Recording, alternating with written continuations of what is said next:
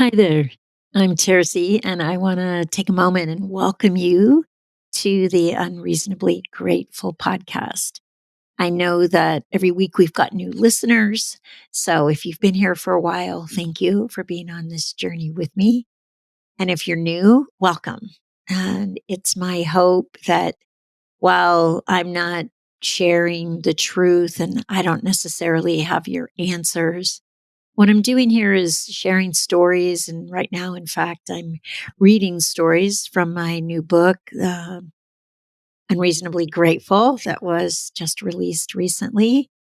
And it's my hope that in those stories, maybe I'll present something that you hear in a new way, or it just lands a little bit differently for you. And it gives you a little more freedom or a little more wiggle room, so to speak. And whatever you might be dealing with in your journey or in your life, in the day to day circumstances that we all face. So, once again, thank you for being here. And I love hearing from you. You can always email me at tercy@tercyenglehart.com. And that website is now getting sort of remodeled. Um, in the process of us packing and getting ready to move, I'm also sort of revamping what that looks like as I continue really to listen to the guidance that I'm given and then follow it, which sometimes leads me in new paths or new directions. So once again, thank you. Thank you. I love that you're here. I love that we share this journey. So the story I'm going to read today is called Alcatraz. And really what it's about is it's about facing the challenges in our life and then sticking with it and coming out on the other end, on the other side. And lots of times as I coach people who are dealing with, addiction or different situations in their life, I'm always moved and encouraged by just keep going. Just keep going. There's something, the size of the obstacle that you're experiencing on this side also indicates that the size of the breakthrough, the size of the victory on the other side is just as big and just as amazing. So hang in there. All right. So this story is called Alcatraz, and it's actually about the period of my life. This actually says 1994 when I was swimming in the bay on a regular basis. And in this particular couple of days, I wanted to swim out and around Alcatraz. I stood at the water's edge early one December morning in my 44th year of life. It was dark and cold. I wore a thermal cap and a swimsuit. I had asked a friend to pilot my swim out of Aquatic Park, around Alcatraz, and back in. As I stroked through the icy water, my body slowly going numb, I passed the breakwater and kept going. My thoughts were on the rhythm of each stroke and how small I was in the vastness of the bay. Years earlier, the San Francisco Marionettes had swum the Golden Gate Bridge, demonstrating that synchronized swimmers were athletes as well. And I was inspired, maybe even a bit jealous. Funny how seeds get planted. I would try to switch my breathing from side to side, but somehow it seemed disruptive. I'm not a fast swimmer. I just don't give up. One of the challenges of a swim like this is the barge schedule. I thought about that and my movement through life. Around the backside of Alcatraz, I looked at the structures on the island and wondered if inmates hadn't been told that it was impossible to escape, if more would have. What had I been told was impossible? The current changed, and I noticed that with each stroke, I was seeing the same sign that read, "Warning," letting people know you could be imprisoned if you helped or concealed a prisoner. I began to feel nauseous.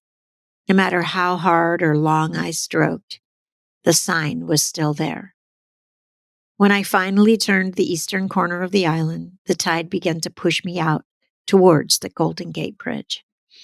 I couldn't make it into the opening of the breakwater as the current was too strong, and I was pushed past it. My friend picked me up under the bridge. He wrapped me in blankets, and we headed back to the clubhouse.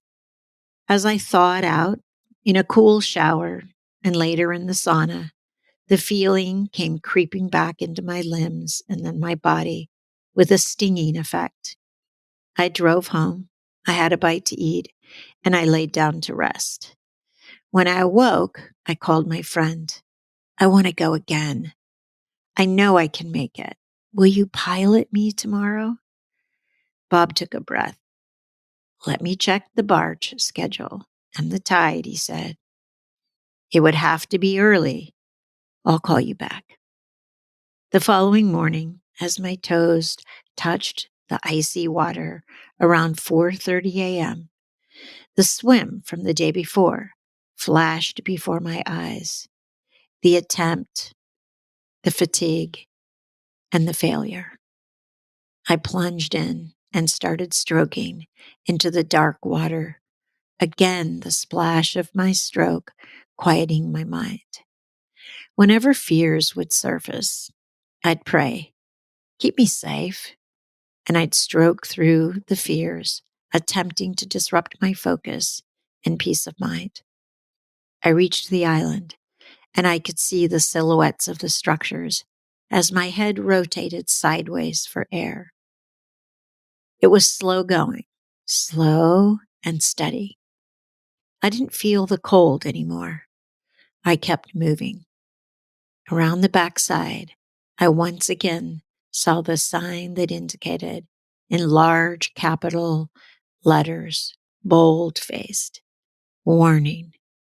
Only this time, the words were moving out of my peripheral vision more quickly.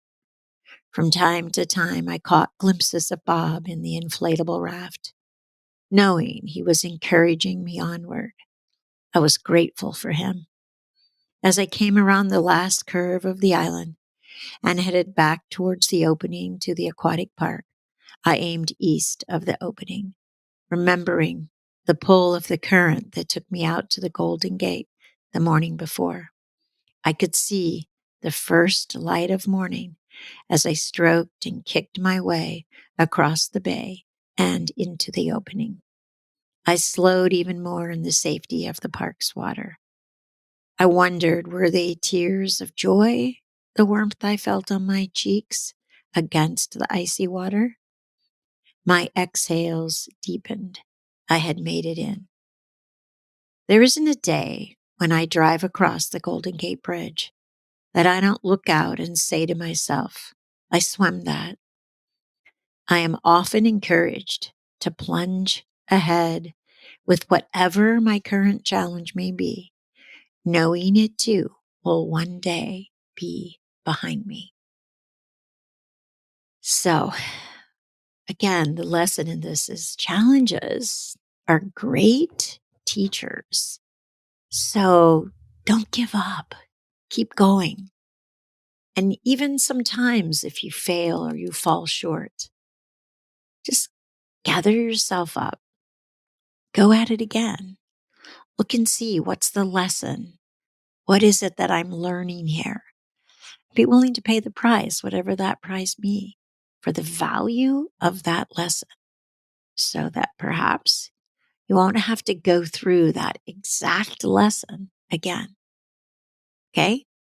So this week, look and see, what are you challenged by?